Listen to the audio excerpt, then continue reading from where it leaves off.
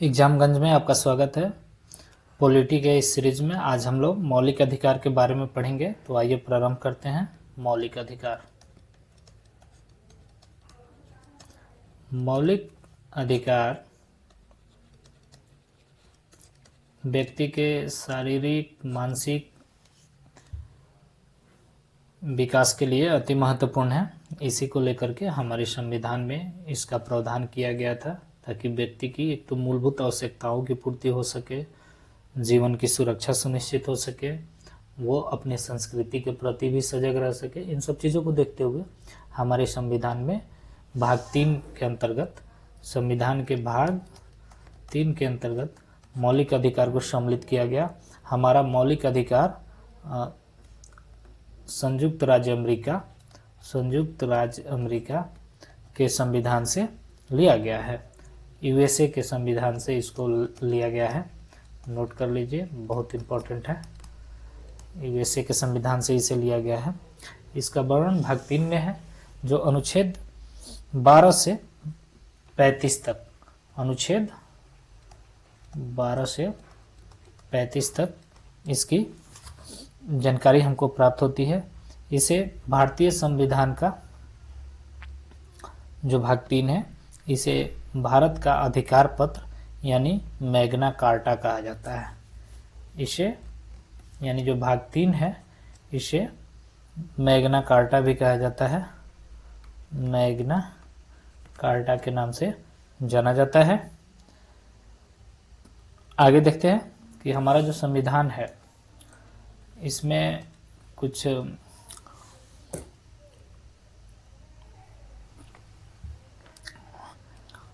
भारतीय नागरिक जो हैं, उनको मौलिक अधिकार के जो प्रावधान प्राप्त हुए हैं, इसमें एक शब्द का प्रयोग हुआ है, राज्य।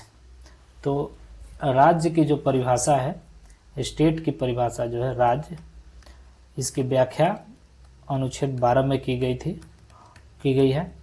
राज्य के अंतर्गत कौन कौन शामिल होते हैं, तो ये नोट कर लीजिए। केंद्र एवं राज्य सरकारें, जो भी लोकल अथॉरिटी हैं, ये शामिल होंगे। यानी जिन जिन लोगों को इसमें देखिए, उसको डिफाइन किया गया है बहुत क्लियर। केंद्र सरकार यानी भारत सरकार, राज्य सरकार यानी राज्य सरकार के साथ साथ वहाँ की विधानमंडल भी शामिल होगी, केंद्र के साथ साथ पार्लियामेंट भी शामिल होगा, क्लियर है। तथा जो भी स्थानीय प्राधिकार है, लोकल अथॉरिटी जो भी हैं, ये सारे राज्य के परिभाषा से आच्छादित है।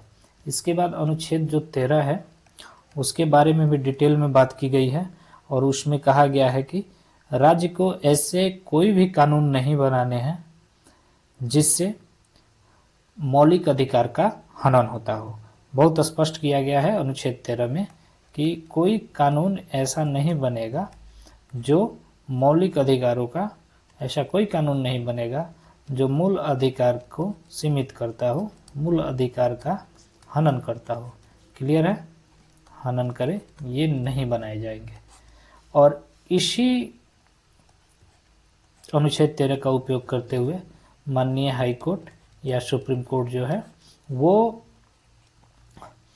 विधायिका द्वारा बनाए गए कानून का कि मूल अधिकार के संदर्भ में उसकी संवैधानिकता का जांच करता है, और कई बार उसे खारिज भी कर देता है। ओके, क्लियर है। तो आइए और आगे देखते हैं कि मूल अधिकारों को लेकर के और भी कई फैक्ट हैं कि हमारे जो मूल अधिकार हैं, उसमें संशोधन हो सकता है कि नहीं, आपातकाल के दौरान क्या स्थिति रहेगी। तो इसके संदर्भ में है कि मौलिक अधिकारों में संशोधन हो सकता है, क्लियर रहिएगा। मूल अधिकार में संशोधन किया जा सकता है, और आपातकाल के दौरान जीवन एवं व्यक्तिगत स्वतंत्रता के अधिकार को छोड़कर अन्य मौलिक अधिकार को स्थगित कर दिया जाता है। ठीक है, संशोधन संभव है।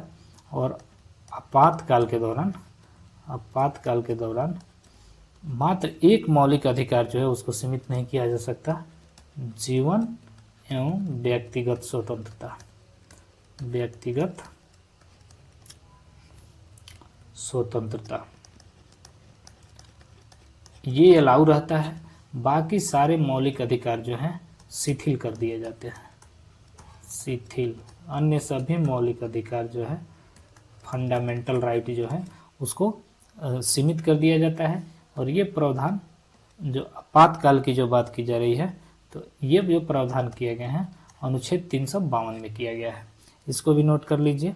देखिए,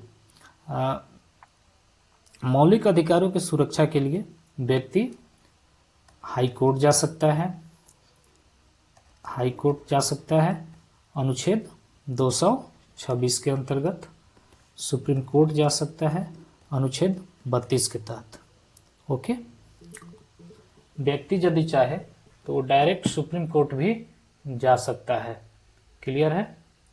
तो ये इसके कुछ महत्वपूर्ण फैक्ट्स हैं। अब आइए मूल अधिकार में, जैसे मूल संविधान में आप देखेंगे तो मूल संविधान में मात्र 7 मौलिक अधिकार थे। कितने मौलिक अधिकार थे मूल संविधान में? 7 फंडामेंटल राइट्स है हमारे मूल संविधान में। ठीक है, मूल संविधान में 7 थे, लेकिन 44वां संविधान संशोधन के द्वारा संपत्ति के अधिकार को मौलिक अधिकार की सूची से हटा दिया गया। उसको मौलिक, लेकिन संपत्ति का अधिकार जो है, संपत्ति का अधिकार, नोट करिए, संपत्ति का अधिकार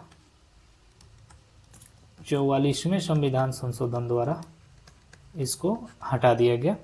ओके, इसको समाप्त कर दिया गया और इसे यहाँ से हटा करके भेज दिया गया अनुच्छेद 300 क में। अब ये वहाँ जा करके केवल मौलिक अधिकार से हट करके कानूनी अधिकार बन गया। क्या बन गया? कानूनी अधिकार बन गया। क्लियर है?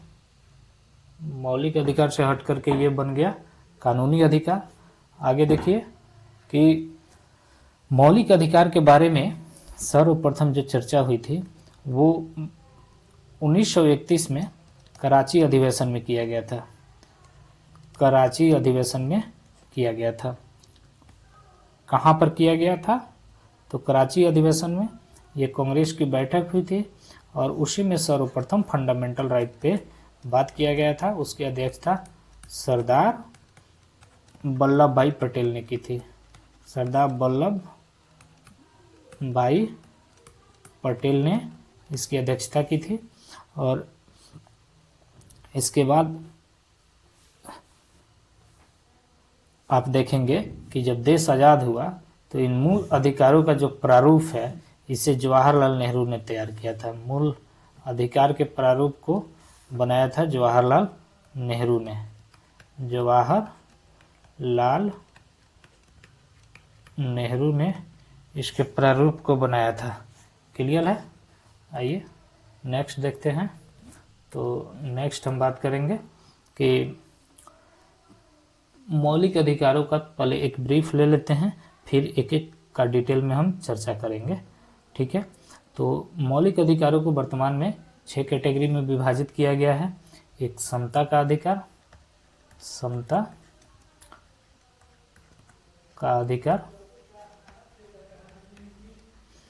स्वतंत्रता का अधिकार, स्वतंत्रता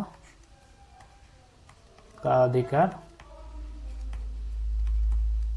अगला हमारा है शोषण के विरुद्ध अधिकार, शोषण के विरुद्ध अधिकार। नेक्स्ट है धार्मिक स्वतंत्रता का अधिकार, धार्मिक स्वतंत्रता का अधिकार। संस्कृति और शिक्षा संबंधित अधिकार, संस्कृति और शिक्षा संबंधित अधिकार। इसके अलावा संवैधानिक उपचारों का अधिकार, संवैधानिक उपचार का अधिकार। क्लियर है? हमारा जो समता का अधिकार है इसका वर्णन अनुच्छेद 14 से 18 में किया गया है। और उसी प्रकार स्वतंत्रता का अधिकार 19 से 22 में किया गया है। शोषण के विरुद्ध अधिकार 23 से 24 में किया गया है। धार्मिक स्वतंत्रता का अधिकार 25 से 28 में किया गया है। सांस्कृतिक एवं शिक्षा के अधिकार से रिलेटेड 29-30 में है, 29 से 30। और संवैधानिक उपचार जो है 32 में किया गया है। हमारे पास पहले 7 थे, 31 नंबर जो संपत्ति का अधिकार था उसे 300 क के साथ जोड़ दिया गया है। अब वो फंडामेंटल राइट नहीं है, वो लीगल राइट है। क्लियर है? तो आइए इसके बाद हम लोग एक एक करके इसको भी डिस्कस करेंगे। तो इसमें हम शुरू करते हैं पुनः समता या समानता का अधिकार। समता या समानता का अधिकार का अधिकार अनुच्छेद 14 में विधि के समक्ष समता की बात की गई है। कानून के समक्ष समता। कानून के नज़र में प्रत्येक व्यक्ति जो है इक्वल है, ठीक है, सब व्यक्ति पे एक सा कानून लागू होगा। अनुच्छेद 15 धर्म, नस्ल, जाति, लिंग या जन्म स्थान के अनुसार यदि कहीं भेदभाव है तो उसके निषेध करने की बात करता है। धर्म, जाति, लिंग, नस्ल इत्यादि के आधार पे जो भेदभाव है नहीं होना चाहिए, इसमें समता की बात करता है। अनुच्छेद 16 लोक नियोजन के विषय में अवसर की समानता। लोक नियोजन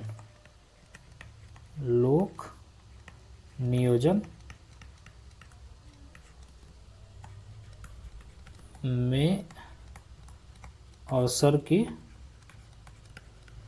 समानता। इसके अंतर्गत किसी भी लोक उपक्रम में धर्म, जाति इत्यादि के नियुक्ति में इत्यादि के आधार पर भेदभाव नहीं किया जाएगा, लेकिन अपवाद में जो हमारे यहाँ रिजर्वेशन है वो इसका अपवाद है। ओके, इसके अलावे आप देखेंगे कि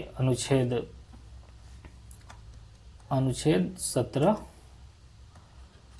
अस्पृश्यता का उन्मूलन। अस्पृश्यता का उन्मूलन यानी अस्पृश्यता के उन्मूलन के लिए से दंडनीय अपराध घोषित किया गया था। टचेबिलिटी को दंडनीय अपराध घोषित किया गया है। क्लियर है? और अनुच्छेद 18 ये 17 है अनुच्छेद 18 हमारा उपाधियों का अंत करता है। उपाधियों का अंत, अनुच्छेद 18। इसमें सेना या विधा संबंधित सम्मान के सिवाय कोई भी व्यक्ति कोई भी उपाधि धारण नहीं कर सकता है। भारत का कोई नागरिक किसी अन्य देश से बिना राष्ट्रपति की आज्ञा के कोई उपाधि स्वीकार भी नहीं कर सकता है। क्लियर है? यानी इसमें उपाधियों का अंत कर दिया गया। सेना या विद्या, जैसे डॉक्टर आप लगाते हैं, ये उपाधि ठीक है, इंजीनियर आप लगाते हैं, लेकिन इसके अलावा कोई उपाधि धारण नहीं करेंगे। ना ही कोई देश को उपाधि दे रहा हो तो उसको स्वीकार करेंगे जब तक राष्ट्रपति इसकी परमिशन न देते। राष्ट्रपति की अनुमति उपरांत ही आप उपाधि स्वीकार कर सकते हैं। आइए इसके बाद अगला देखते हैं। अगला हमारा जो है अगला है स्वतंत्रता का अधिकार। स्वतंत्रता का अधिकार, इसके पहले अभी जो आप उपाधियों के अंत में देख रहे थे उसमें भारत सरकार के द्वारा भी कई तरह के पुरस्कार दिए जाते हैं, जैसे भारत रत्न, पद्म विभूषण, पद्म भूषण, पद्मश्री। तो इस तरह की चीज़ों को भी आप नहीं एक्सेप्ट करेंगे, एक्सेप्ट करना है, मतलब इसको अपवाद के रूप में रखा गया है। ठीक है ना? आगे नेक्स्ट देखते हैं स्वतंत्रता का अधिकार। नेक्स्ट है स्वतंत्रता का अधिकार। ठीक है, स्वतंत्रता का अधिकार जो है, इसको भी कई चर्चा इसकी अनुच्छेद 19 में की गई है। तो अनुच्छेद 19 जो है वो कहता है कि 19A-B-C की तरह लेके चलेंगे हम। 19A, 19B, 19C, 19D, 19E, 19G, F नहीं है, 19G। F जो था वो संपत्ति का अधिकार था, जिसे 44वें संविधान संशोधन द्वारा हटा दिया गया है। 19 ये बोलने की स्वतंत्रता, स्पीकिंग की स्वतंत्रता देता है, आप बोल सकते हैं। 19 बी के तहत शांतिपूर्ण तरीके से आप सभा कर सकते हैं, एकत्र हो सकते हैं, इसकी राइट देता है। 19 सी जो है संघ बनाने की, यानी ऑर्गेनाइजेशन बनाने की स्वतंत्रता देता है। 19 डी जो है पूरे देश के अंतर्गत आवागमन की स्वतंत्रता देता है। और 19 ई देश के किसी भी हिस्से में निवास करने और बसने की स्वतंत्रता देता है, निवास या बसने की स्वतंत्रता देता है। 19 जी जो है व्यापार एवं जीविका की सुविधा देता है, व्यापार एवं जीविका की सुविधा देता है। क्लियर है। बोलने की जो स्वतंत्रता है स्पीकिंग में, इसी में प्रेस की स्वतंत्रता है, प्रेस की स्वतंत्रता। बोलने की स्वतंत्रता में निहित है प्रेस की स्वतंत्रता। आइए इसके बाद आगे देखते हैं। तो अगला है अनुच्छेद 21, जो हमारा अनुच्छेद 21 है। पहले अनुच्छेद 20 देख लेते हैं, फिर अनुच्छेद 21 देखेंगे। इसमें अपराधों के लिए दोष सिद्धि के संबंध में संरक्षण, दोष सिद्धि के संदर्भ में संरक्षण है, सिद्धि के संबंध में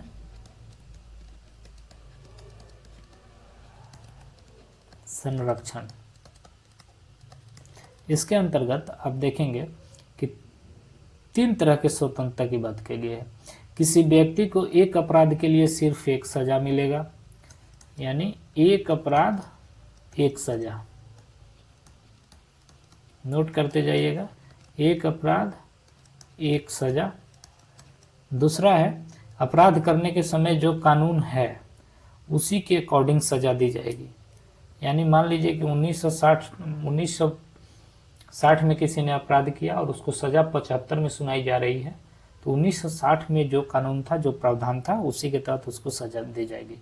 यानी अपराध के समय जो कानून है, अपराध के समय जो कानून है उसी के अनुरूप सजा दी जाएगी। क्लियर है। नेक्स्ट है कि किसी भी व्यक्ति को स्वयं के विरुद्ध न्यायालय में गवाही देने के लिए बाध्य नहीं करना है, गवाही के लिए बाध्य नहीं कर सकते, गवाही के लिए बाध्य नहीं। ये तीनों बड़ा इंपॉर्टेंट है।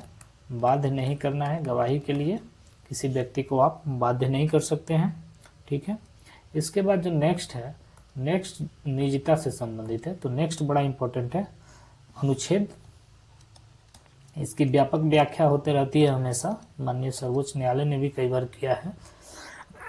प्राण एवं दैहिक स्वतंत्रता का संरक्षण, अनुच्छेद जो है प्राण एवं दैहिक स्वतंत्रता का संरक्षण, प्राण एवं दैहिक स्वतंत्रता। इसमें किसी भी व्यक्ति को विधि द्वारा स्थापित प्रक्रिया के अलावे उसके जीवन और व्यक्तिगत स्वतंत्रता के अधिकार से वंचित नहीं किया जा सकता। इसमें विधि द्वारा स्थापित प्रक्रिया क्या है? तो यदि किसी व्यक्ति को कारावास का दंड दे दिया जाए, मृत्यु दंड का सजा सुना दिया जाए, तो ये विधि द्वारा स्थापित प्रक्रिया के तहत हुआ। इसके अतिरिक्त कोई व्यक्ति उसके प्राण और दैहिक स्वतंत्रता को प्रभावित नहीं कर सकता है। निजता का अधिकार इसी के अंतर्गत आ जाता है। निजता का अधिकार अनुच्छेद 21 के अंतर्गत ही शामिल है, इसी में शामिल है। ओके, अनुच्छेद 21 को लेकर के कई बार कई तरह के मामलों में माननीय सर्वोच्च न्यायालय द्वारा आदेश दिया गया है। अनुच्छेद 21 के तहत प्रत्येक सरकार का दायित्व है कि वह अपने नागरिकों को उनके स्वास्थ्य को ध्यान में रखते हुए स्वच्छ पर्यावरण उपलब्ध कराए। और इसी को लेकर के आप देखेंगे कि राष्ट्रीय हरित न्यायाधिकरण जो है उसने भी कई बार आदेश पारित किए हैं। ओके, आइए नेक्स्ट देखते हैं। अनुच्छेद 21A भी है। ये भारतीय संविधान में 86वां संविधान संशोधन द्वारा 86वां संविधान संशोधन 2002 द्वारा जोड़ा गया था। और यह राज्य के 6 वर्ष से 14 वर्ष की उम्र के जो बच्चे हैं उनको निःशुल्क और अनिवार्य शिक्षा उपलब्ध कराता है। निःशुल्क अनिवार्य शिक्षा का अधिकार देता है। शिक्षा का अधिकार, बच्चों को 6 से 14 वर्ष के जो बच्चे हैं उनको निःशुल्क शिक्षा का अधिकार प्राप्त है। ध्यान दीजिएगा, ये बड़ा इम्पोर्टेंट है। तो इसके बाद नेक्स्ट देखते हैं कि अनुच्छेद 22 जो है कुछ दशाओं में, अनुच्छेद 22 कुछ दशाओं में गिरफ्तारी और निरोध से संरक्षण, गिरफ्तारी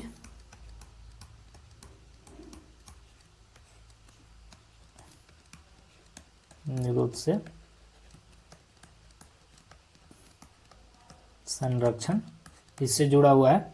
देखिए, कंसेप्ट ये है कि अगर किसी व्यक्ति को मनमाने ढंग से हिरासत में ले लिया गया तो उसे 3 प्रकार की स्वतंत्रता दी गई है। किसी व्यक्ति को यदि गिरफ्तार किया जाता है तो उसे 3 प्रकार की स्वतंत्रता दी गई है। फर्स्ट क्या है? तो उस व्यक्ति को कारण बताना होगा कि क्यों आपको गिरफ्तार किया जा रहा है। दूसरा, 24 घंटे के अंदर उसे मजिस्ट्रेट के समक्ष प्रस्तुत करना होगा। कहाँ? 24 घंटे के अंदर मजिस्ट्रेट के समक्ष प्रस्तुत करना होगा। तीसरा, उसे अपने पसंद के वकील से सलाह लेने के लिए स्वतंत्र छोड़ना होगा। मतलब उसको अधिकार है किसी व्यक्ति को कि वह अपने पसंद का वकील रख सकता है। क्लियर है? तो अनुच्छेद 22 कहता है गिरफ्तारी के संबंध में जो संरक्षा दी गई है कि कारण बताना होगा।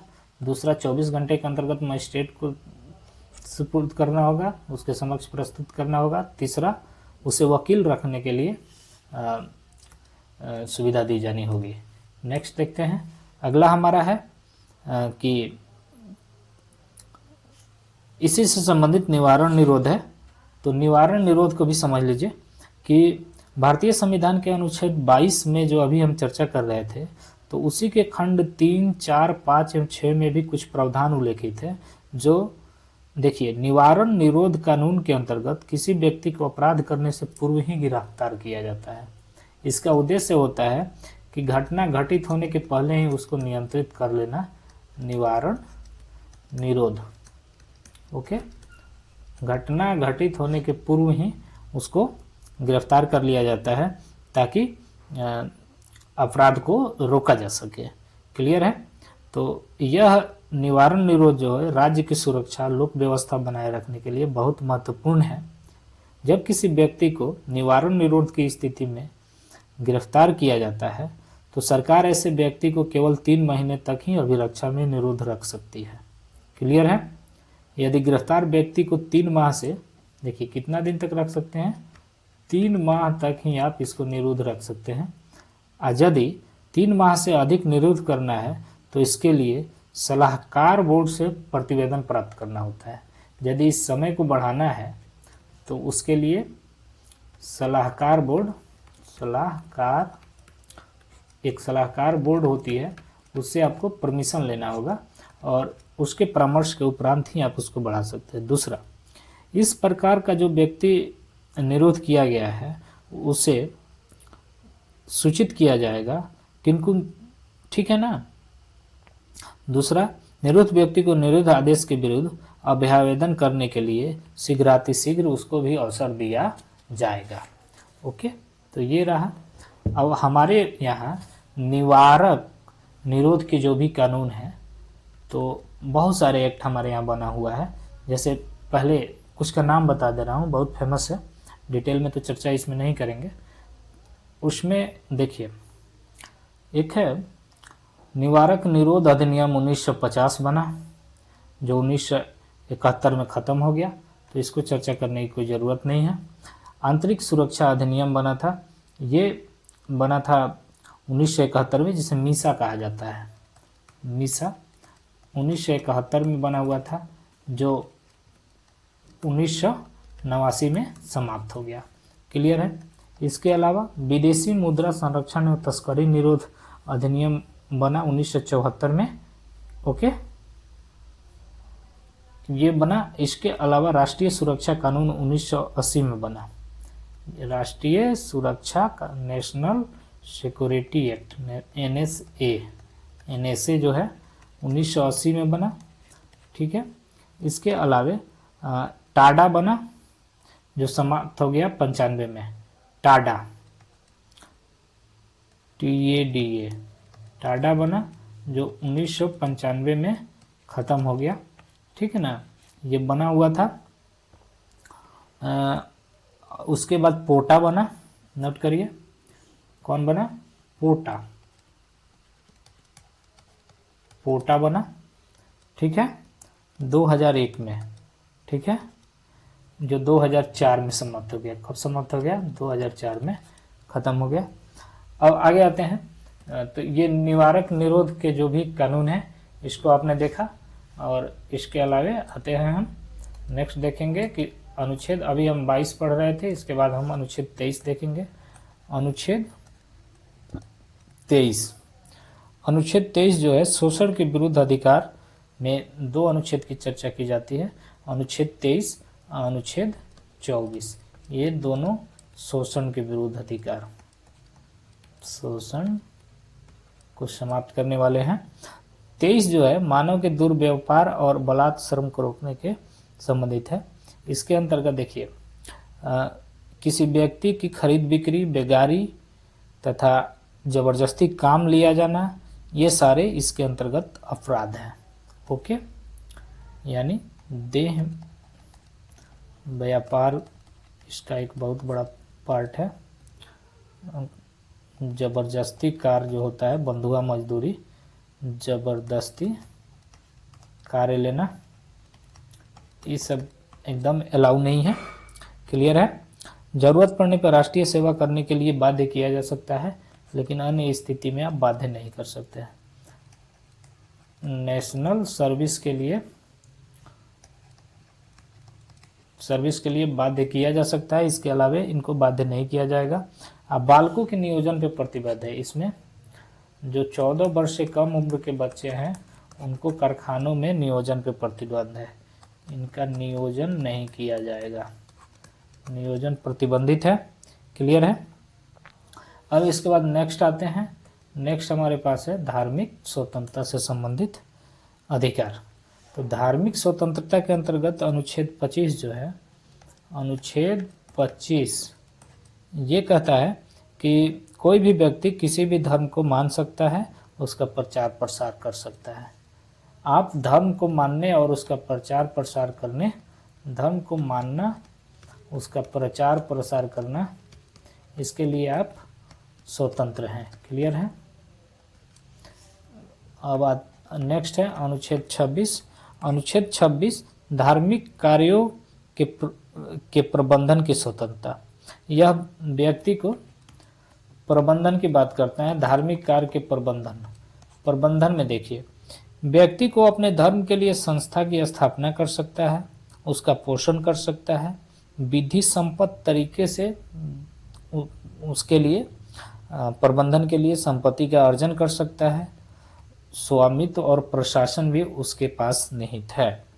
नेक्स्ट है अनुच्छेद 27 जो हमारा है, ये कहता है कि राज्य किसी भी व्यक्ति को ऐसे कर देने के लिए बाध्य नहीं कर सकता है जिसकी आय किसी विशेष धर्म अथवा धर्म संप्रदाय की उन्नति या पोषण में व्यय करने के लिए विशेष रूप से निश्चित की गई है।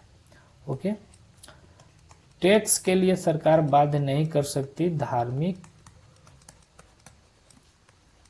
उत्थान या कार्य के लिए एकत्रित संपत्ति पर। ओके, इसको नोट कर लीजिए, बड़ा इंपॉर्टेंट है।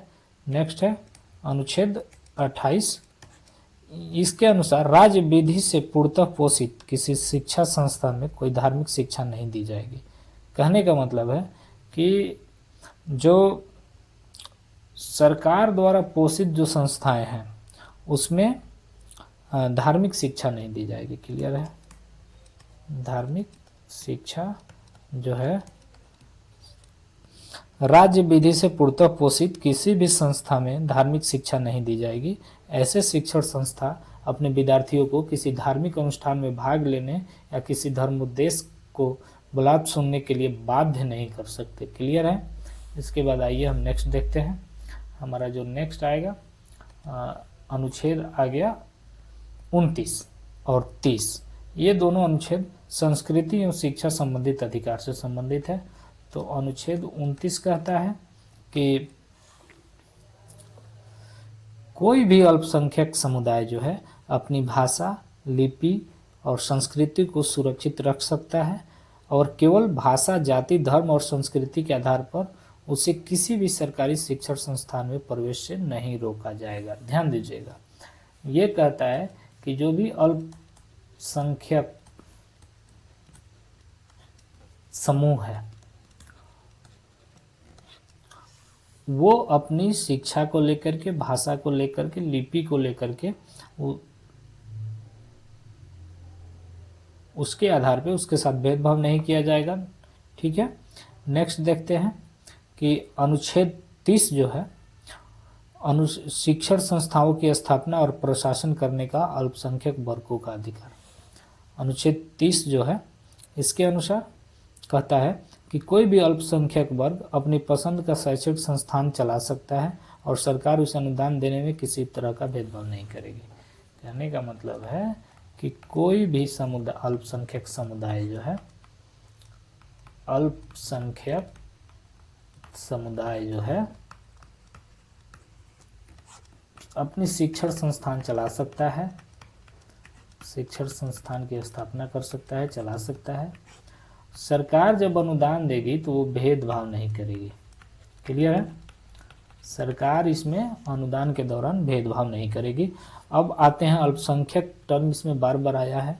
तो वर्तमान में 6 समुदायों को अल्पसंख्यक का दर्जा प्रदान किया गया है। ये 6 कौन है? मुस्लिम, पारसी, ईसाई, सिख, बौद्ध एवं जैन है। नोट कर लीजिएगा, 6 समुदाय को अल्पसंख्यक समुदाय का दर्जा दिया गया है। कौन कौन? मुस्लिम, पारसी, ईसाई, सिख, देखिए सिख, बौद्ध एवं जैन, बौद्ध, जैन, ये हमारे यहाँ अल्पसंख्यक समुदाय का दर्जा प्राप्त है इनको। आइए नेक्स्ट देखेंगे कि नेक्स्ट अब हमारा है अनुच्छेद 30 देख लिया। 31 आप पता है कि 31 चला गया 300 क के साथ। 32 जो है संवैधानिक उपचारों का अधिकार, बड़ा इंपॉर्टेंट है ये अनुच्छेद, संवैधानिक उपचारों का अधिकार।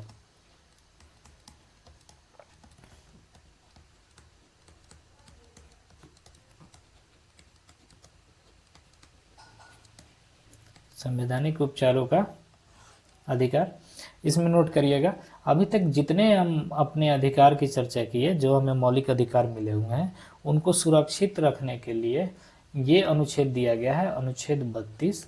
यदि सरकार किसी व्यक्ति के मौलिक अधिकारों का हनन करती है तो वो सुप्रीम कोर्ट या हाई कोर्ट, 32 के तहत सुप्रीम कोर्ट और 126 के तहत हाई कोर्ट जा कर के अपने मौलिक अधिकारों की सुरक्षा के लिए प्रे कर सकता है। तो ये इसके बारे में समझ लीजिए। इसको जो संवैधानिक उपचारों का अधिकार है, इसको डॉक्टर भीमराव अंबेडकर ने संविधान की आत्मा बोला है। इसे संविधान की आत्मा कहा जाता है, संविधान की आत्मा। संविधान की आत्मा से नवाजा गया है। संवैधानिक उपचारों का अधिकार में आप देखेंगे कि इसमें 5 तरह के उपचार दिए गए हैं। बंद प्रत्यक्षीकरण, नोट कर लीजिए, बंद प्रत्यक्षीकरण। दूसरा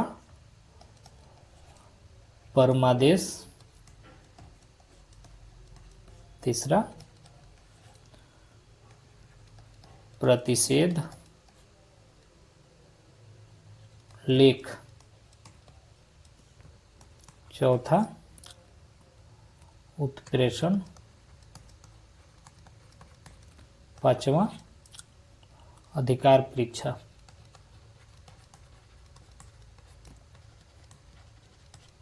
ओके, तो ये इसके महत्वपूर्ण रीट हैं। इसके अलावे मौलिक अधिकार को लेकर के भारतीय सर्वोच्च न्यायालय में कई वाद भी आते रहे हैं, ठीक है, जिसपे समय समय पे डिसीजन भी हुए हैं।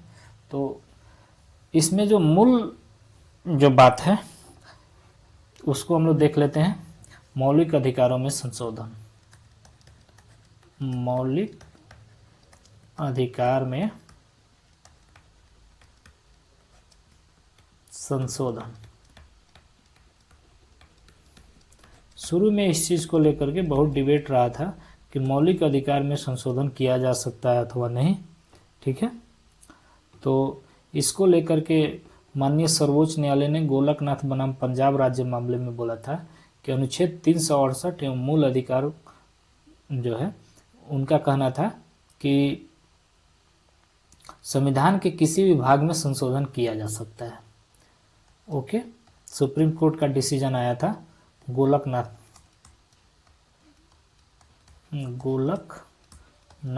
बनाम पंजाब राज्य के मामले में कि संशोधन हो सकता है। क्लियर है। सर्वोच्च न्यायालय ने गोलकनाथ बनाम पंजाब राज्यवाद के निर्णय में अनुच्छेद 368 में निर्धारित प्रक्रिया के माध्यम से मूल अधिकारों में संशोधन पर रोक लगा थी, अर्थात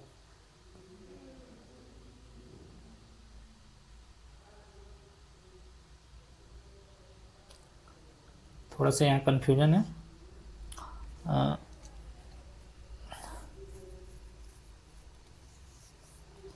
वर्तमान की जो परिस्थिति है सीधे उस पर आते हैं। सुप्रीम कोर्ट के ही निर्णय के अनुसार केशवानंद भारतीवाद में निर्णय दिया गया कि संशोधन को विधि मान्यता प्रदान की गई तथा गोलकनाथ बनाम पंजाब राज्य के मामले को निरस्त किया गया था। अर्थात गोलकनाथ मामले में सुप्रीम कोर्ट का निर्णय था कि इसको संविधान में संशोधन नहीं किया जा सकता है, जिसको पुनः केशवानंद भारती मामले में बोला कि मौलिक अधिकार फंडामेंटल राइट में संशोधन संभव है, संशोधन किया जाना चाहिए, संशोधन हो सकता है। क्लियर है। इसके बाद आते हैं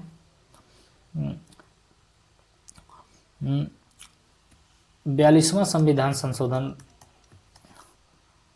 1976 जो है, इसे लघु संविधान भी कहा जाता है। लघु संविधान कहा जाता है। इसके अनुसार